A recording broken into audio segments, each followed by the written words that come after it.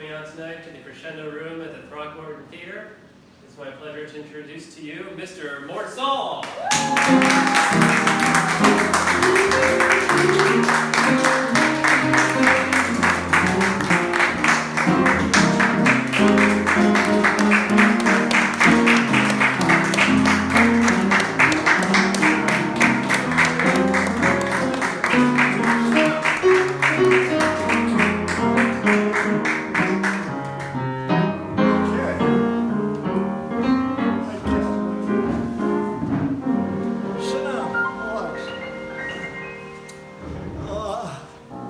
Thanks for coming, and I'll explain all this. I have to use this for a while so I don't fall down and have to have thermite injected in my arteries. So, good. Let me explain to you what we're doing here, since the president hasn't explained what we're doing. He doesn't know how.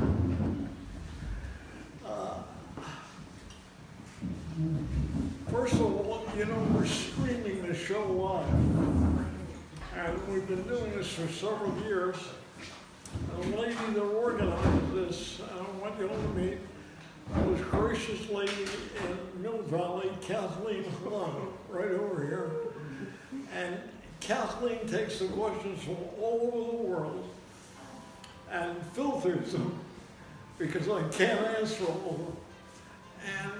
And you're welcome to chime in with questions. And Nathan is more than our able band. And how long have we been doing this, Kathleen? About 5 years, Mort. Yeah, wow. Here in Mill Valley, where I went to get a haircut today, and people are going in and out buying marijuana. That'll be the downfall of all of us, you know, the escapism. But people expect me to deal with politics, but you know, I started here in a city in 65 years ago, in the Hungry Eye, which was in that blue building on Kearney that belongs to Coppola now. And Enrico had a folk singer, Enrico Banducci, the owner, and they was Stan Wilson, and I worked alongside that, and he gave me a 1-week contract. And at the end of the week, he said, "This guy's terrible." And he said to the manager, "Fire him." And the manager, Barry Drew, said, "You never like to do anything nasty yourself. You fire him if he's so terrible." So they argued, and I got another week. And I bent my ways. I go outside the Chinese restaurant on Kearney and write the material. And none of it made much sense until I started talking about what I cared about. And I couldn't remember the material, so I wrote it on a newspaper. I used to open the paper. Then I couldn't read the newspaper.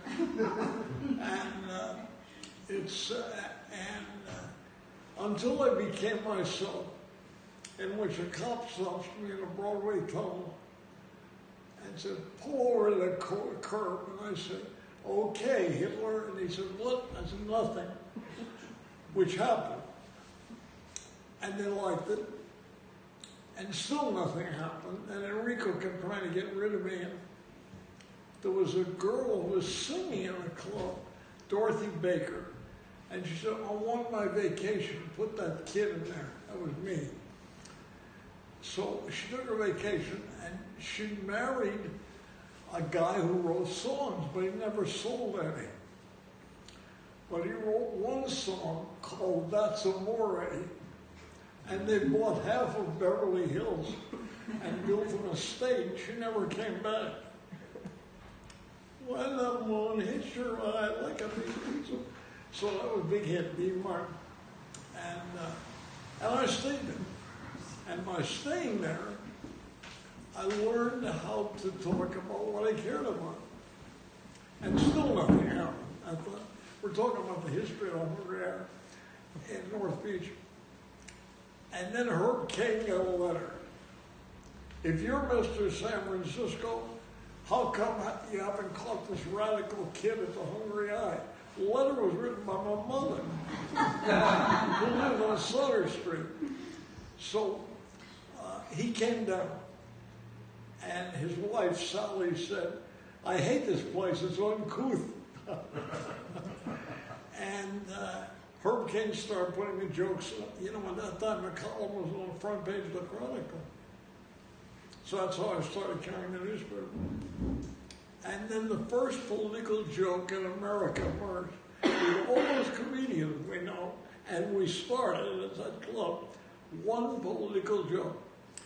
It was about the writers being sent to prison during a blacklist.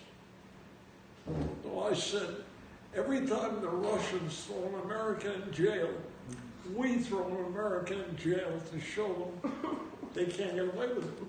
And it was a big war, and from then on I was off.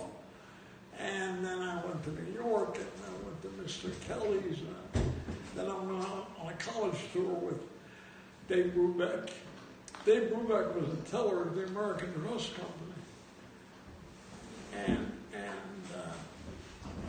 none of us dreamed any of that would happen. Johnny Mathis, out of the city, managed by the people that owned the Black Hawk at Turk and Hyde.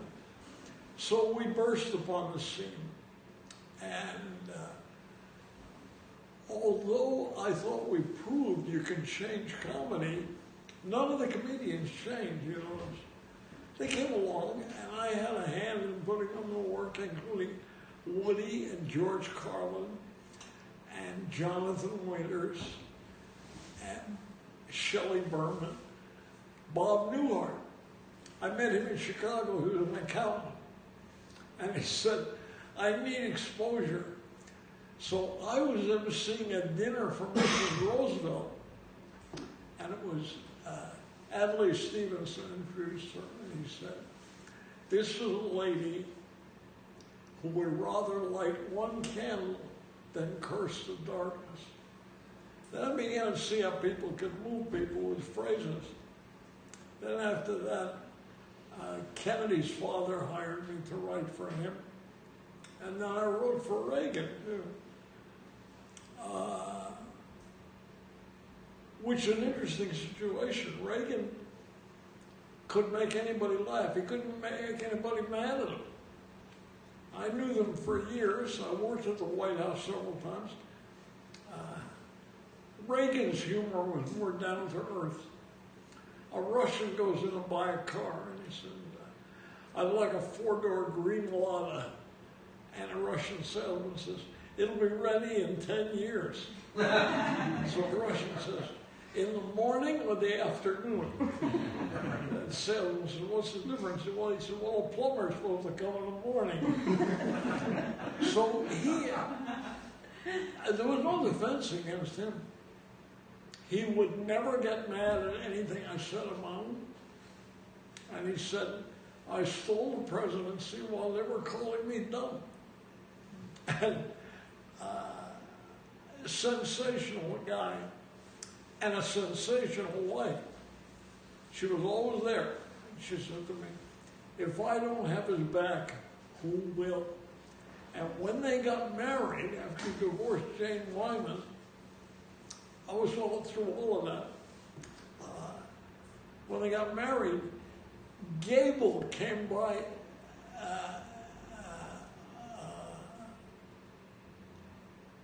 Patty's house, and he said, always be there when he goes back to the studio. Always be there. And William Holden. The key to the marriage is to have his back. And she did. And of course the liberals hated that, but they don't even like a happy ending. You know? And the liberals, my God, the night Trump got elected here, everybody said, I'm leaving the country. If all the actors that were going to leave the country had left the country, I think the country would be better off. But they didn't. Alec Baldwin, Streisand, screaming and yelling, you know. So in the meantime, I went into television, and then weird things happened, you know. One night I had a regular show every week on Metro Media. It was the highest rated show, local, a local show. And I got $600 a week, every week. And I had a guy on there who wrote a book called Rush to Judgment, in which he said the Warren Commission is mistaken. Oswald had nothing to do with it. So I walk into the Pickwick bookstore on Hollywood Boulevard, and the guy said, this is the first time in my career, I've been doing this 40 years, that a book has become a bestseller off a local television show. And Mark Lane wrote the book. And Lane, I won't say difficult, I'll just say that if Dracula tried to drive a stake through his heart, it would be blunt on both ends. And finally the station came to me and said, you can't keep saying the government lied. You have to have evidence. So that weekend, Jim Garrison came along. Remember, Kevin Costner played him in the movie, JFK. And I went down there, and I joined his staff. I was sworn in as a detective down there. And meanwhile, I got married, and my brother-in-law, Bunny, Dad Bunny, she didn't leave. My brother-in-law was elected sheriff in there. I was a colonel in the sheriff's office. So I could park on a sidewalk. I could do anything I wanted down there. And I stayed with Garrison, and he went to court. And a guy named Clay Shaw, whom we indicted, got off, but he perjured himself. And if you haven't been to court, I can tell you, it had a lot to do with my education. I'm sitting in court there, and there's a black witness, antique guy, you know, like 95. Did you see the crime, Doc? Yes. Can you tell us what happened, Doc? Yes. So the judge says, are you a doctor? He said, what kind of doctor? He said, a medical doctor. Are you a medical doctor? No. Do you have a PhD? No. Why does everybody call you doc? What does it mean? And the witness said, it don't mean nothing. It's like when they call you your honor. So it was a great, great education, and written with a lot of despair. I lost my kid down there at 19.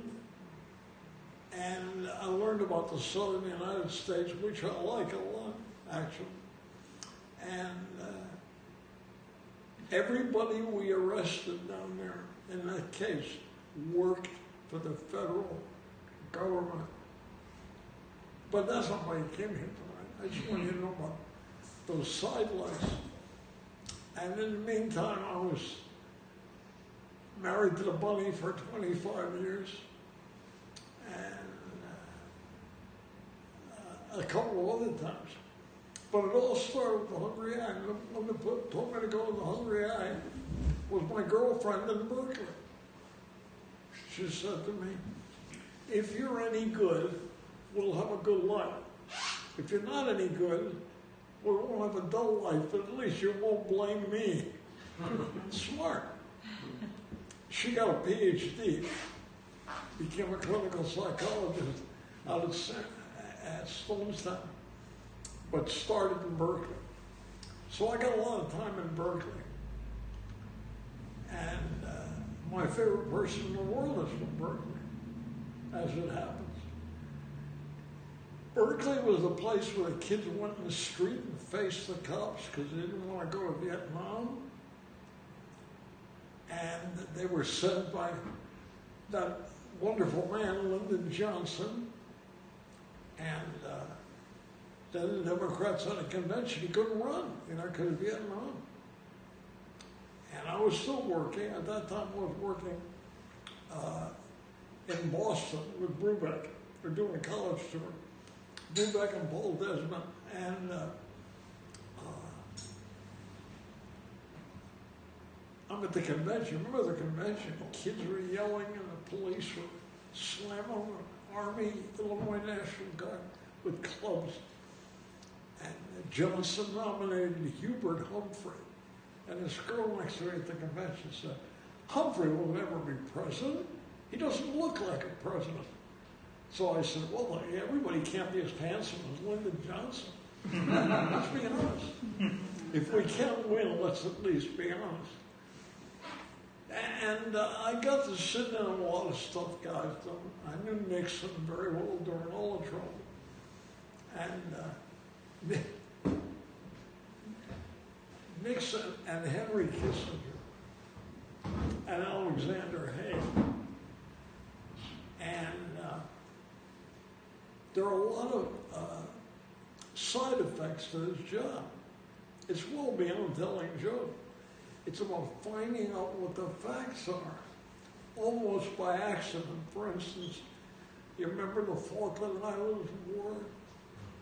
Argentina and England, and Margaret Thatcher was the prime minister. And they said, what are you going to do if Labor won't go along with you? She said, I will deny them my love. There's great stuff there if you just read the paper. And then she sank that battleship, the Belgrano, to take these islands back with 4 sheep on them. So that was never explained to us, and a lot wasn't explained to us. Vietnam was never explained to us. Johnson dropped more bombs in Vietnam than in all of World War II in total. And the admiral in charge of it, Admiral Zumwalt, who was supposed to be a fascist, they dropped Agent Orange on the Viet Cong, and his son died of it, a Navy commander, and he turned anti-war. So it was pretty wild. It was what America's all about, The difference is, but we still mean something else to the rest of the world. So, and all that stuff happened along the way, which people forget now. The leader for the Democratic nomination now is Joe Biden. Let me remind you, remember Anita Hill? Yes. With Justice Clarence Thomas, who has never spoken in the Supreme Court. He's been there forever, he never said anything. And Joe Biden accused her of falsifying the story, is fighting liberal. And then when the chief inspector for nuclear weapons said, we can't go into Iraq because they don't have any weapons. I've been there. Biden said, it's a little above your pay grade to decide where they are. So they went ahead. Remember how they went ahead? After the Saudi Arabians blew up the building and no planes went up in the air to ask them why they're flying around there. And if you look at Google, you'll see the building go down. The building 7 shakes, but it doesn't go down. And they go down symmetrically. So we developed an entire generation that said, wait a minute, explain that to me again. And we got the internet to help us. And sex changes. And it all comes around to haunt you. When you talk about Facebook and Google and the power of Apple. When Justice William O. Douglas went to Russia, he went to Russia. Joe Kennedy asked him to take Bobby to help his education. And I said, what is Russia like? He said, when you go to your room, the television set watches you. And of course that came to me here. It always comes back to bite you in that well-known place in the posterior. So I tried to weave all that together and was fairly successful because I lied. I lied, not about the case. I lied to the network executives. I said, people care. The American people care. They just don't want to get through med school. That's a big thing now, get through med school.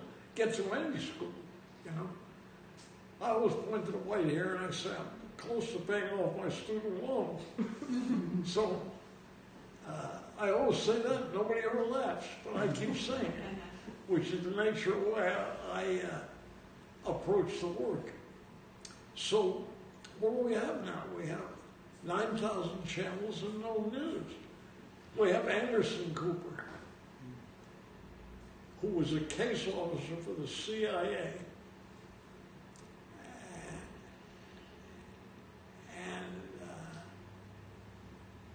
It still gets crazy if a sailor goes by in tight pants.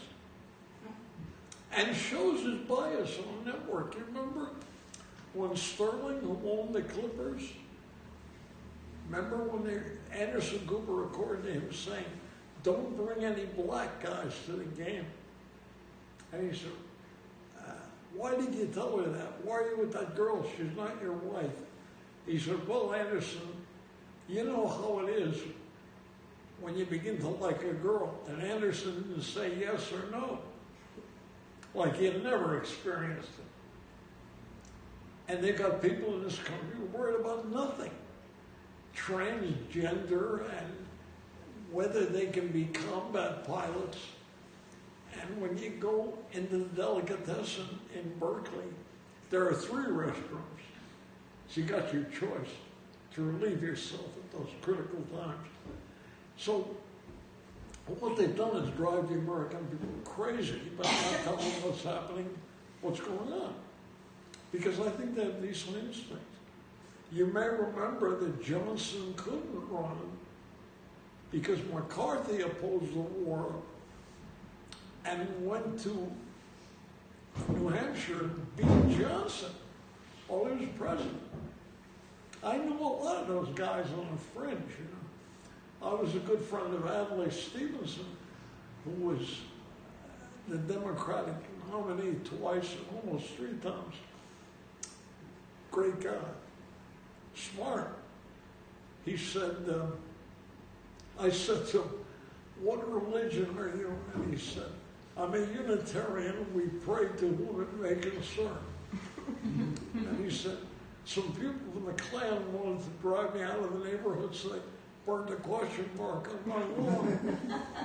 Well, he was a genius. And he wound up being ambassador to the UN because Bobby Kennedy was threatened by him. Then I went to work full-time working for Kennedy at the request of his father, since he was speaking about fascists. And that drew me even further into the case. So a lot of this was accidents. Some of it was choice. And at the time, I was under contract to NBC. I was signed out of hungry-eyed NBC. So was Johnny Carson. The same day, he was running a quiz show called Who Do You Trust? About marriages. And Carson and I parted company over the death of Kennedy, and he wound up putting Garrison on his program. And the head of NBC, by the way, was Pat Weaver. Listen to this. 35, head of NBC. Comes and says, we're going to have color. They used to tune the cameras with a color girl. Color girl was Eva Marie Saint. They get the cheeks and the blonde hair and the blue eyes. And Weaver was married to a very cultured English lady. So one day General Sarnoff said, you know, my son can't make up his mind about his career. I wonder if he could tag along with you and learn television. So Weaver said, this guy's really dumb, and he's driving me crazy. So he comes home every night and at dinner he'd say, I didn't really win. I got the boss's son. He said, well, he let you buy Richard III with Laurence Olivier, and you're going to show it in color on live TV. He said, yeah, but I got this dope with me all day. One of my troubles is going to be over. So she got impatient with him, and his wife said, your troubles will be over when you die and go to heaven. And we were said, I'll probably have trouble with his son. So we had quite a generation, that kept you alive.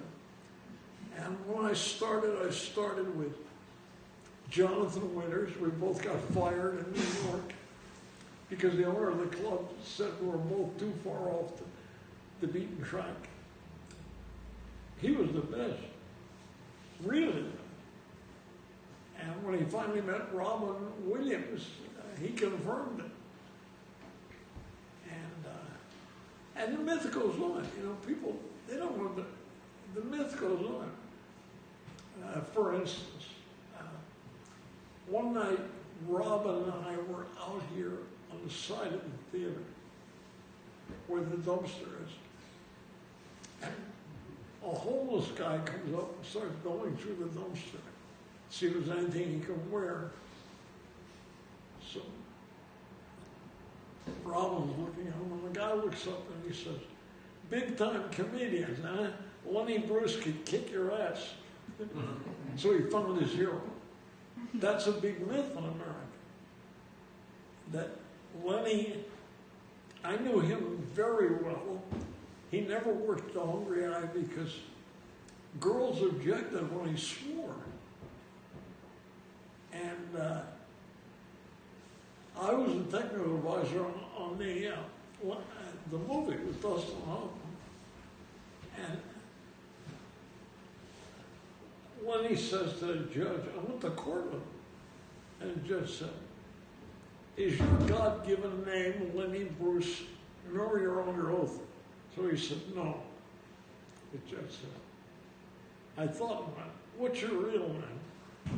He says, Leonard Alfred Schneider. The judge said, are you ashamed of me being Jewish? And Lenny said, yeah. And the judge identified with that. But they always socked him to him. They always had cops in the audience. They always arrested him. In L.A., in Chicago. But the movie isn't truthful at all. He was after the hypocrisy of people. For instance, every Sunday he used to eat Chinese food and go to a foreign movie. And he went to a place in Hollywood called Siam. And the guy, the owner, was, let me bring Mama. You have good children. So one night he came in alone and he said, where Mama? He said, we broke up. And the owner said, you're better off. Which most people do when they stare at a tragedy. So,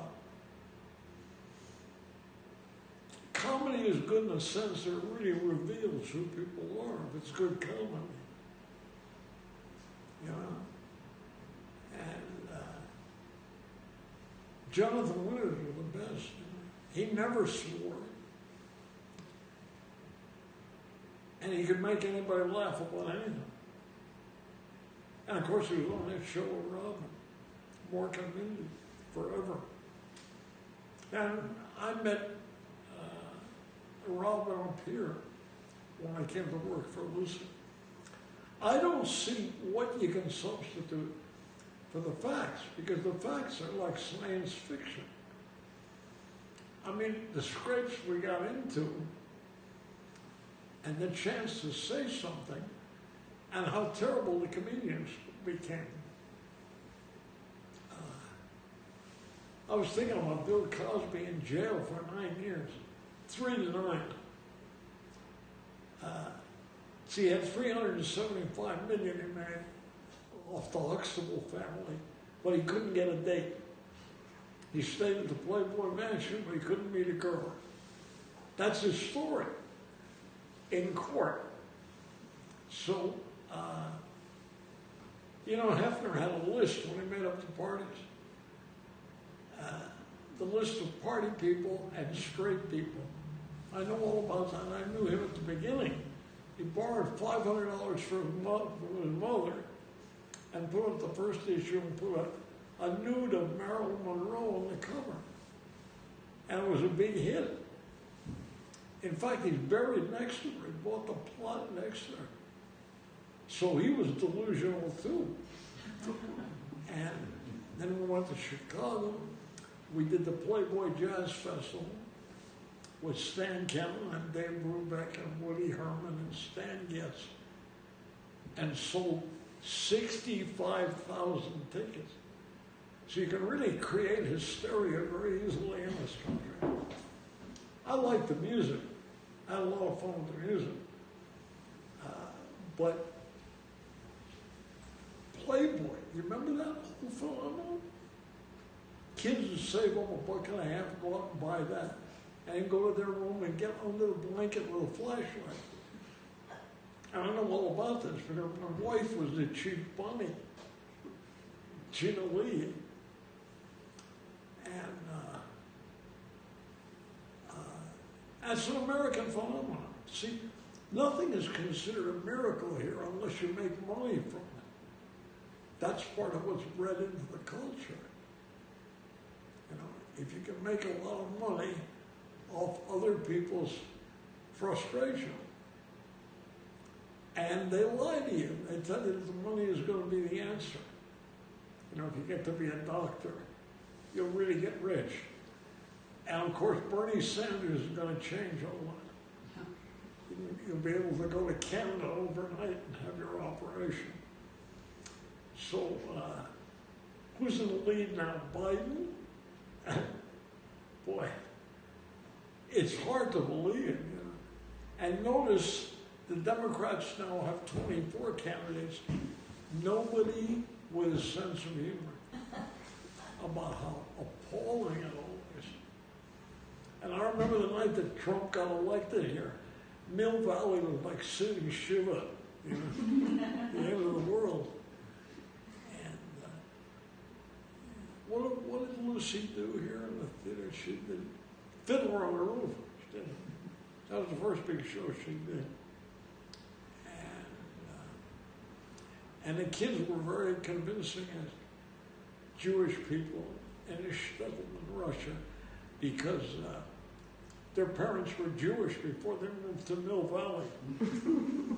So, well, it's a timid laughter from assimilated people. Kathleen, are there any questions going online? Yes, Mort. First of all, there are well wishes wishing you a very happy 92nd birthday. Yeah, I made it. and Kathleen, the most gracious lady in Mill Valley, gave me a better worker than this one, but this is only a rehearsal time. And I got through it because I believe in the myth. Why do I believe in a man? Because I saw his movie with Jimmy Stewart. I saw Mr. Smith Goes to Washington. Do you remember one of the movies we were about? The poor guy's winning. Steve McQueen. I knew a lot of movie people. You know, I worked in movies. I worked as a writer and sometimes as an actor. And it can be fun, you know. Pictures were free before they started putting the writers in jail. And now, of course, they're all at home. Comcast has got the whole library up there. But nothing they're making now is as good as 12 O'Clock High. About the heroism that saved the world, American heroism. And by the way, you all got computers, I know. They just posted the Academy Award show that I emceed in 1960. It's on YouTube. White tie and tails. The only actors that owned their own were David Niven and Clark Gable. David Niven made my tie. Remember that? Jerry Lewis was the MC, as lovable then as he became later in life. And everything is up there. Everything, you know. The question is, everything is available, but is anything of value? That's the real question. Because my key to the world was not bravado, but being able to read about it. You know, to be able to read how the Cuban Revolution happened. They don't ever prove anything here. What they try to do is convince you to go along, like Vietnam. Look how far they took that. And, or the election. I mean, how did Biden become the most likely guy to become president? What did he do? Went to get hamburger with Barack Obama. Remember that? He used to steal out midday. The federal government is highly overrated. The Secret Service is part of the lie of how Kennedy died. And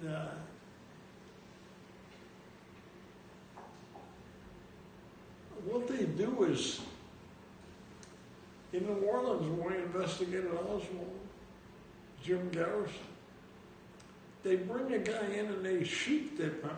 They make him different. He went to buy a Ford and they said, "You don't have any credit." He said, "Well, if it was in Russia, I could get one." Then there are the people that take pictures of him there, and it's on 6 o'clock news.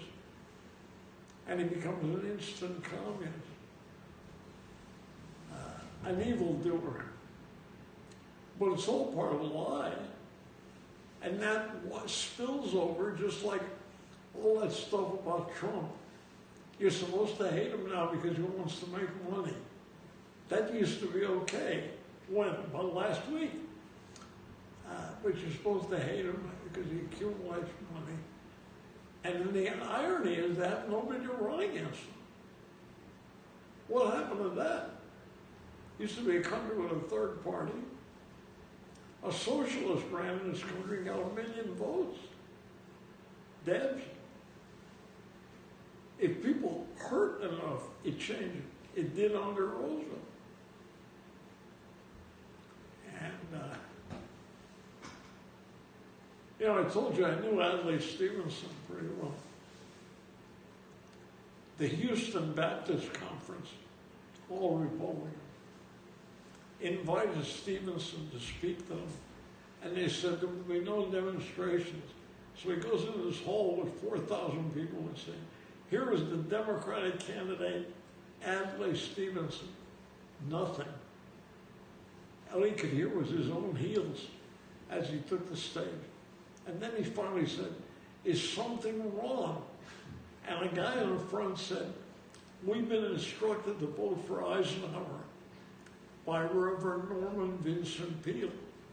And Stevenson said to the crowd, speaking as a Christian, and he wasn't, he was a Unitarian, he said, "I find the Apostle Paul appealing and the Apostle Peale appalling." And the crowd gave up on him like you did. I knew him pretty good. Good guy.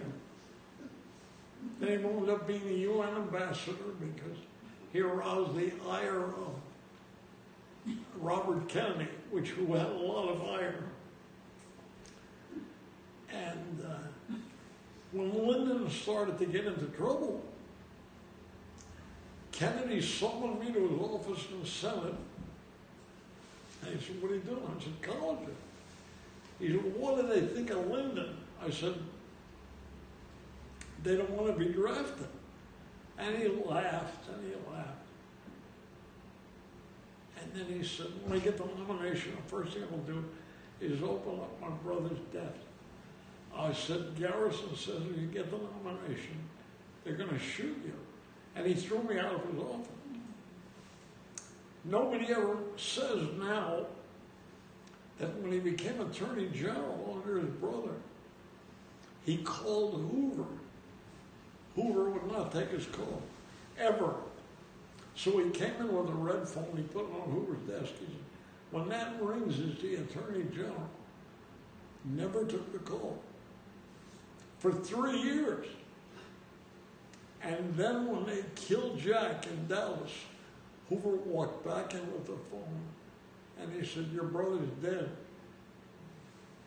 How many comedians have told you that? In fact, what newsman have told you that? There are other hands at work. Does that mean a comedian should talk about it? Maybe not. But an American should talk about it. I worked for Kennedy because the old man hired me. And the old man doesn't mean much now, you know. He was the ambassador to England, you know, Joe Kennedy. And he had $400 million. And everybody.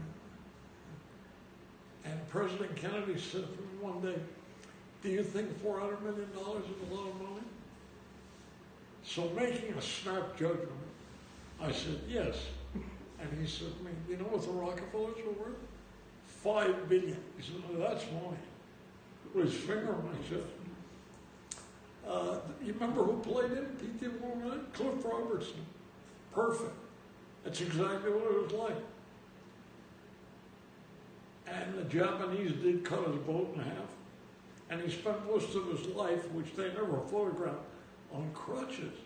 He had a back doctor going for a lady, by the way, Janet Trevin, had pain all of his life. And a real gent.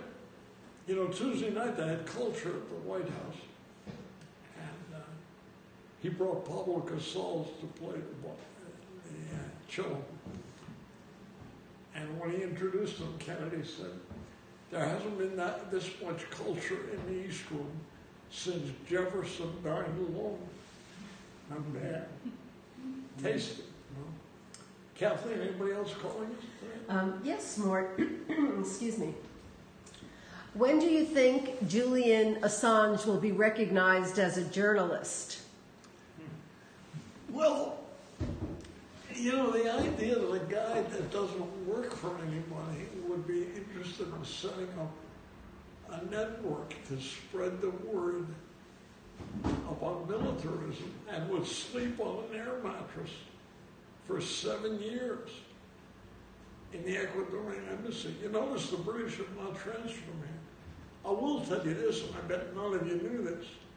Hillary impaneled a jury against him 5 years ago in Eastern Virginia, where nobody is ever acquitted. But ironically, something happened on her way to the White House, too. And the president, you know, when the Monica Lewinsky thing broke, I was in the White House. And you could hear them yelling in the room. She said, how could you be so stupid? And I was outside with the director of Homeland Security. So he turns to me and he says, that's not the first argument you've heard between a married couple. And I said, they're not arguing about the color of the drapes. You know, they're arguing about Monica Lewinsky. And then the question is, how do you introduce the subject of Monica Lewinsky? How do you make a joke out of that if you're working in committee? So we finally came up with any guy who can get a Jewish girl to do that for him deserves to be president. He had a joke out about that reaction, too. Just like you did. Roaring with laughter. You don't remember that event? You don't want to remember it. It's all, I'm telling you, you know, this country in many ways became like a squirrel cage. And remember Oliver North? You know, he was in the news this week.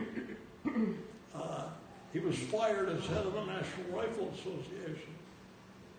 North was a lieutenant colonel in the Marine Reserve and has a $25 million home. And he helped ship guns from Arkansas, remember the governor there?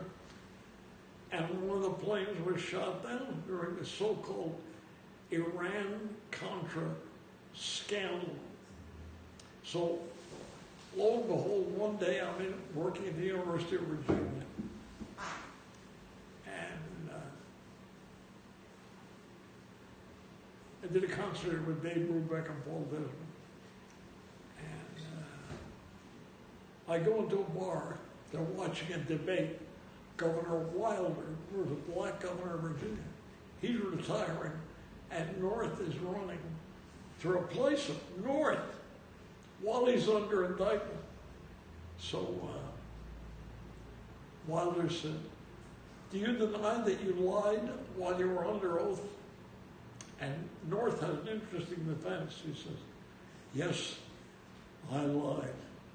And all these rednecks at the bar said to me, at last a politician who admits he lied. They thought he was like a king. So if you go into this racket, you better be ready for complications. North is still around. They fired him as head of the rifle soldier. But he didn't get back to 25 million. A graduate of the Naval Academy. I know about this year because I went to West Point. And you know who was my upperclassman? Alexander Haig, who was Kissinger's chief assistant. He come by at night with bed check. Flashlight, see if you're in bed. Check out. And if you had a smile on your face, you get demerits. They program your dreams there. This is all free. It's all free in this country. I went to my congressman, Clyde Doyle, and I got appointed to West Point. I couldn't wait, I bought into all of it. I thought I was going to be a hero. Girls would write to me, go to see Glenn Miller's band. I'd seen all those movies with Jimmy Stewart. The movies have a lot to do with it, although nowadays, when my birthday came up this week, Woody Allen wrote to me. And his movies used to pack the Sequoia. Lucy told me she went to the Sequoia to see Redford's movie. And there was nobody there. One of those things where the guy says, what time is a Redford movie go on? He said, what time can you be here? It's really, they killed that. That was the great American date, the movies. But you know what Oscar Wilde said? Each man kills the thing he loves. He also said, conscience makes cowards of us all. Thomas Wolfe, the best American writer, I think, said that greed will kill America. Because it looks like a member of the family, but it wants everything that's on the table. Isn't it interesting that I can quote that, but no Democrats can? Fascinating. Anything else tonight, Kathleen? Yes, Mort. Did you ever discuss the assassination with any other president or their aides? No. Although Lincoln was making a lot of moves about cutting their money for the Army, and the assassination investigation was stymied by Secretary Stanhope in the War Department. That's what it was called. And you notice how all this happened, and nobody's touched it. Nixon has to go. Remember that? He's got to go, he's got to go, Nixon's got to go. People are yelling out of their cars. He can't get any allies, so he quit.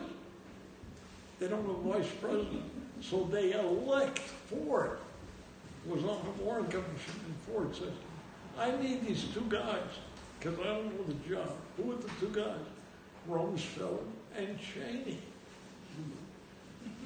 When Cheney and Bush got elected, the stock for, what was that, the company he ran? Halliburton. Albert. The stock was $8 in Houston. When they arrived in Dubai, it was 35. And they go over there, they stayed there, and they hung the president on no charges. No, and they killed the foreign minister who was a Christian. That's not the first time a Christian has been abused, though. Did any of you ever see the movie The Passion that Mel Gibson made about Jesus? Really good. In fact, it'll make you go back and want to reread the Bible. Pretty good. But of course, the liberals were against it. You know, it would be as safe for Jesus now in that area as it was then. That's the irony. But I don't think you can do this job unless you talk about real things. That's where the humor is. You know, the humor is in front of you usually. Do you remember Senator Muskie from Maine? His campaign was paid for by Betty Davis, who lived in Maine, and Gary Merrill. He's Polish, of course. So one day in the Senate elevator, it stops at every floor. Muskie got in, and Gene McCarthy was telling Polish jokes. You know, 2 Polish couples go ice fishing. They catch 40 pounds of ice. Their wives fry it, and they all drown. Muskie said, before you go ahead with any of that derision, I should tell you I'm on the elevator. And McCarthy said, then I'll tell the next one slower. McCarthy was the guts of the Democratic Party. Hell of a guy. And stopped the Vietnamese War. No small thing. And so all of that stuff, I traveled a lot because I was on a road with group. I was on the road with Frank Sinatra for Kennedy. You know.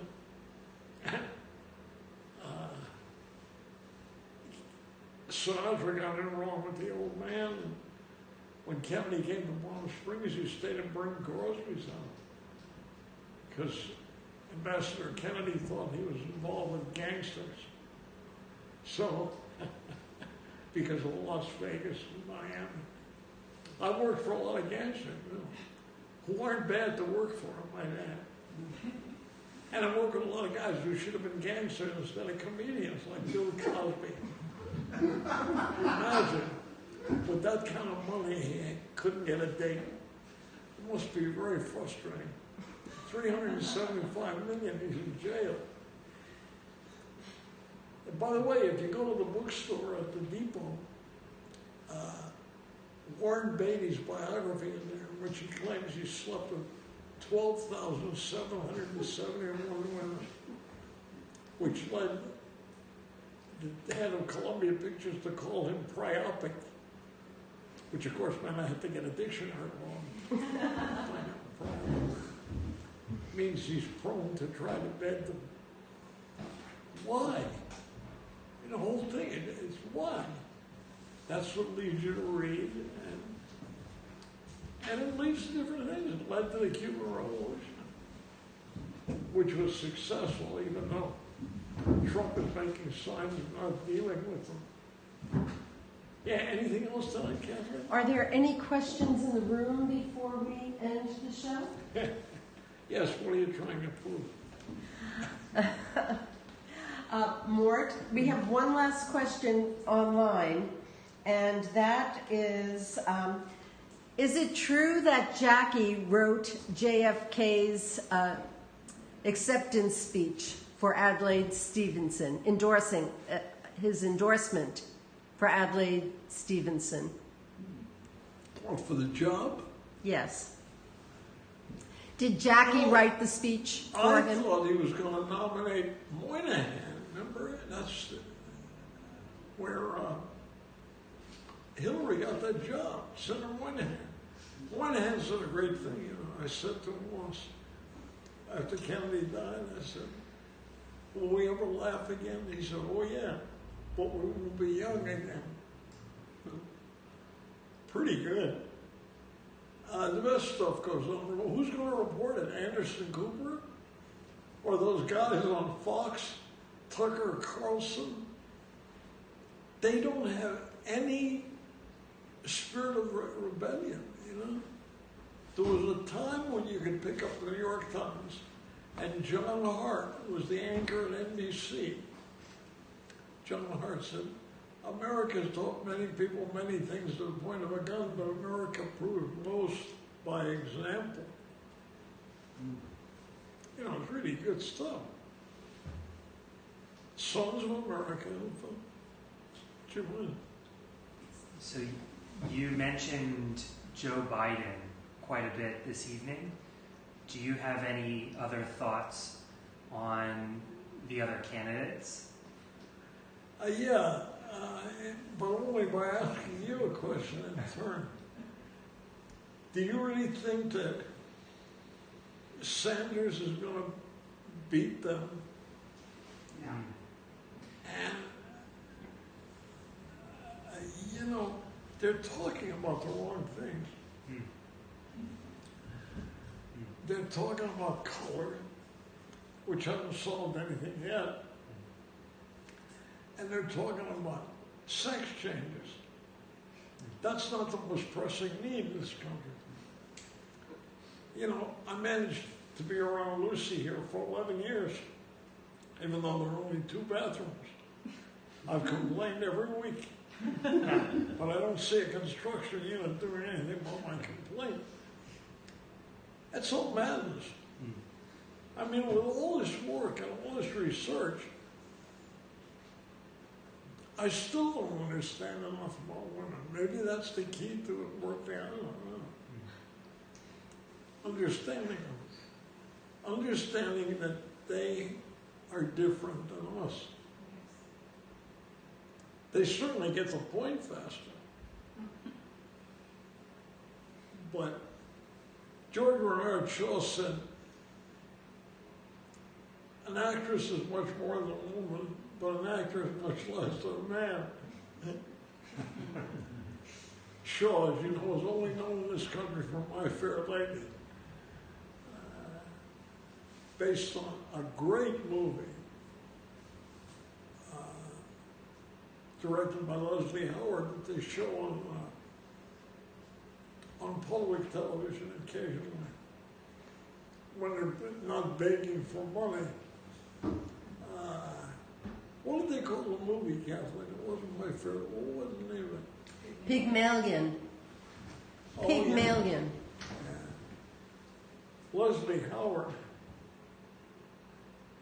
Don't you wonder what's gone in the movies? Forget the intellectual about this. Why did you believe Bogart? Why did you believe Casablanca? Why did you believe Ingrid Bergman? Did you ever see the movie The Cowboys? Anybody here see that? Yeah.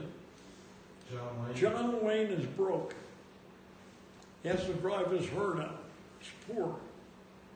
So he takes junior high students and they have to go ford rivers, drive these steers. And he said, it's a lot of water, but you better get used to it. And the kid mumbles. Wayne said, what did you say? He said, I said, well, say it. You're a mean old son of a bitch. And Wayne says, louder. The guy says it. And he said, good. By the way, son, I wouldn't make a habit of saying that. Why did Wayne have the authority? Why do you believe Jimmy Stewart in It's a Wonderful Life? What is that? What were they doing in the movies that made you believe that? In the original script of 12 O'Clock High, said they opened the ball turret at B-17 and parts of this gunner pour onto the runway. And the part that's still thinking says, is life a cheat and is love a lie? How come they could do that? I mean, you can give George Lucas all the money in the world, he can't do that. And Spielberg is perfect. You know. Spielberg opened the Museum of Tolerance, you know, in LA, he paid for the whole thing. I understand Rush Limbaugh tried to go in, all the alarms went off. But Spielberg made enough money off Schindler's List to pay his wife $93 million in alimony. And the later pictures are lies. The one about the Post with Tom Hanks is a lie. The Post was written with CIA agents, including Woodward and Bernstein. But you don't have to be a psychic. You just have to know a little bit about American history. They've been in the saddle a long time. I mean, regardless of what's in the Mueller report, the fact that they can still threaten a president. You know, both Woodward and Bernstein worked for intelligence. Woodward worked for naval intelligence. That is not to say he doesn't now. And what are we waiting for? The Mueller report. I mean, don't you have an opinion of Trump anyway by now? Does anybody here, any of you been in psychoanalysis? Do you think his father had something to do with shaping his personality?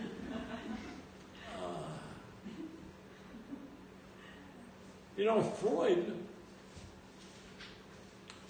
did all that on instinct. Girl comes in and says to him, I'm going to have a baby. He's telling her mother, she'll kill me. He didn't know. That's what mothers are for. Not killing. Understanding. And then in Kristallnacht in Vienna, the stormtroopers came in and kicked in his door, and he used to pay him $20 for the hour. They went to the cash box. Here are your earnings, Herr Freud. And he said, I get more than that for a house call. He got the same laugh you just given me. It's going to take a long time for that to penetrate. How do you like a guy knowing intuitively that people hide the truth most artfully from themselves? That's the real art. To know you're doing an injustice to another human being and to swallow hard and keep it up. Pretty good. You know,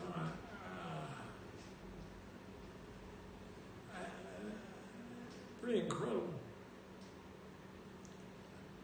And you know, when he first broke the word of psychoanalysis, he called all doctors together in Vienna, and he walked up and he said, there's a hidden part of our psyche that we sit on, what rules our behavior. And a lot of guys walked out, doctors walked out, they spat on the floor, and he said to them, what you deny here, you'll dream about tonight. So, you know, there's something going on besides what's on the screen at the present time. And I don't say everybody should talk about this, but the comedians will never talk about it. When the whole stand-up comedy revolution came, it was the best thing club owners ever heard. They didn't have to pay anybody. It didn't matter how bad they were. They didn't have to pay them.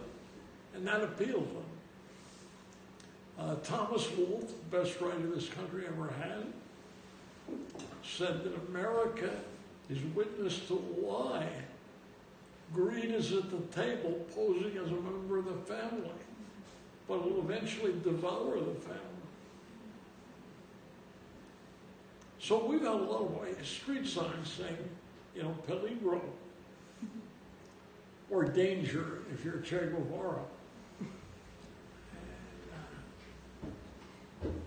By the way, you know, the guy that killed Guevara in Bolivia worked in George Bush's office. And Guevara had asthma. I'm sure you all knew that. And you've shown your interest in it. So I'm going to explore that. After he shot Guevara and strapped his body to a helicopter to show people it doesn't pay to be a rebel, when the guy looked back down the mountain, Bush's man, he developed a wheeze. He developed asthma. So if any of you are taking medicine in San Francisco State, I want you to take ample note of that. I'm taking your silence tonight as a great curiosity. I have a question for you, Mr. Sahl. You know, playing venues like, you know, the Hungry Eye and New York and places that were more progressive back in the, you know, the McCarthy era. Do you remember, this is a kind of a trite question, but I'm just interested. Well, do you remember any incidents of you doing a routine somewhere, anywhere, that you were sort of harassed, whoever, like Lenny Bruce was, or, you know, that you ran into problems with that? Were you ever harassed, Mort, back in the day? On stage, were you ever harassed? Yes. As a matter of fact, my car was tampered with and the wheels came off 3 times. And acid was put into my coffee at Niagara Falls Community College. And then when that didn't work, they used the real American torture. You can't get work. That's to dramatize their power. Yeah. Yes, I would. I sure would. And at that time, I drove a 427 Cobra. And when the wheels came off on that, you know, yeah. Yeah, well, thank you. I was interested in that. And they offered Garrison the moon to shut up, but it wasn't in his nature. In fact, I might end this with a laugh for you. Garrison was 6'7"3/4. So he always had back problems. So he went into a Catholic hospital in New Orleans, and he got sick. So he sued the hospital. He said, the intention of the government is to keep me from going to trial about Jack Kennedy's death. So the lawyer for the hospital said, where did you get this alleged infection? He said, in a shower. Did you have to take a shower? He said, did you ever say no to a nun? Notice that the Pope in all his power never made Mother Teresa a nun. Or even more than that. She ought to be a cardinal. Because she looked for the worst off among us and felt compassion for them. And you have to have compassion before you can develop love, which they don't tell anybody when the candidates, when they're running for president. They're all going to debate on CNN. Kamala Harris, all these splendidly equipped people.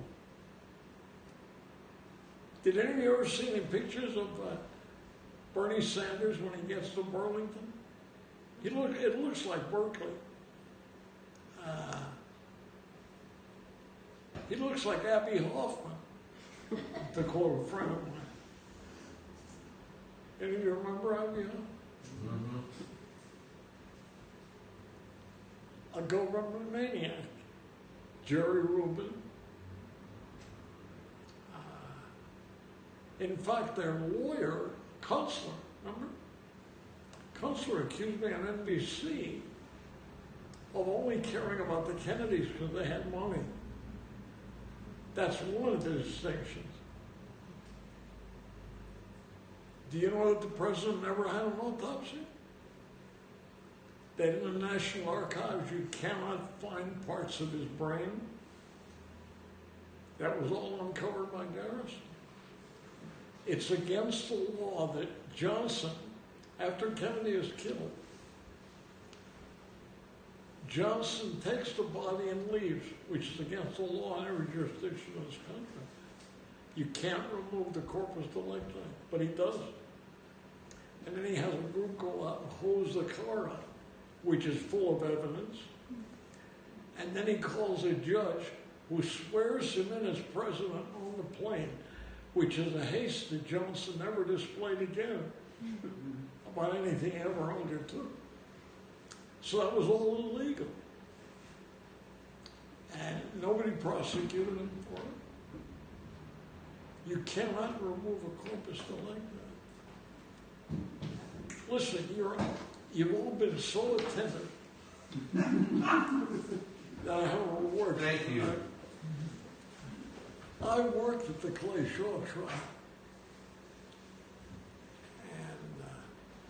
And in Louisiana, you can smoke in court. The judge smoked. So Garrison opens up the case that the government killed the president. And you remember he had a guy named Clay Shaw there. So the first witness for Shaw is a government doctor. So he gets up. What is your name? I'm Colonel Pierre Fink, F-I-N-C-K. I'm stationed in Bethesda, B-E-T-H-E-S, M-A-R-Y. So Garrison said, well, you know, it's been 9 days now. And I think the stenographer can spell Maryland. So he said, I think the president was wounded in the area of the right protuberance, P-R-O-T. So Garrison said, you can dispense with the spelling. The stenographer can handle it. So Judge Haggerty took a cigarette out of his mouth and he said, counsel, don't interrupt him. He's been spelling for 9 days and this is the only word he's missed. You don't find anything humorous? Sorry. Don't laugh. I won't tell anybody you were here. Even if they torture me. And I get even by torturing the audience. No, you can't escape. They're American ideals. It's a young, educated, handsome, idealistic guy whom we said we wanted. And we didn't protect him or his memory. But that's how we got into it. And once we're into it, there's no way out of it. Did you know that the FBI had a complete file of Marina Oswald, the wife, of her menstrual cycles? Is in the FBI building. And you know what a great job the FBI has done in finding the killer, just as it did not with Martin Luther King. So, the world is about something besides sex changes and multi-bathrooms. There's plenty to fix, but it's supposed to be worth it. You know, because then you get to be an American. You can bribe people, let you into college, and you can marry somebody of your choice. That's not bad, is it? You know, stir your passion. I'm listening to the passion. It's gurgling out there. Anything? One more, Kathleen? That's it, Mort. We covered it all. That's Thank it. you. Thank you, everybody.